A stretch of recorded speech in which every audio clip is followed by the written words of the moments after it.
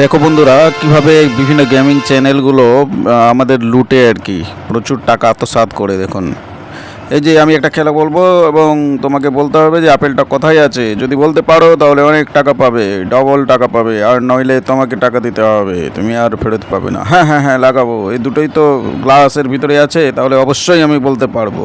ঠিক আছে, এই তো পেয়ে গেছি টাকা, আরও বেশি করে লাগাবো। দাও দাও দাও দাও দাও দাও। এই তো খুব ভালো খেলছি। এরপরে আরও বেশি করে লাগাবো। এবার বলো দেখি, দুটো গ্লাসের মধ্যে কোনটাতে আপেল আছে বলো। হ্যাঁ, এবার তো আমি বুঝতেই পারছি যে এই গ্লাসটাতে আপেল আছে, ডান দিকের গ্লাসে আপেল আছে। এই নাও এই নাও, বেশি করে টাকা লাগায়। আমি এবার জিতবো।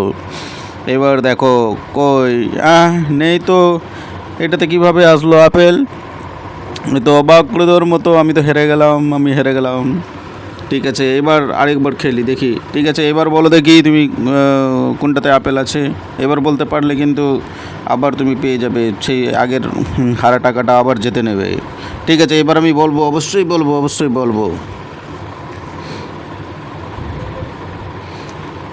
হ্যাঁ, এটাতেই আছে টাকা, এই গ্লাসেই আছে। ঠিক আছে।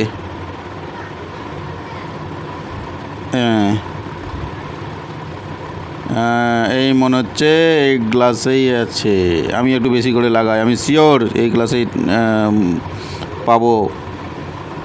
এই নিন, এই নাও $500। ঠিক আছে। কই আছে? এ কী হলো? এটাতে কিভাবে আসলো আপেল? আমি তো হেরে গেলাম, আমার তো অনেক টাকা চলে গেল। হ্যাঁ, এই কি আশ্চর্য ব্যাপার।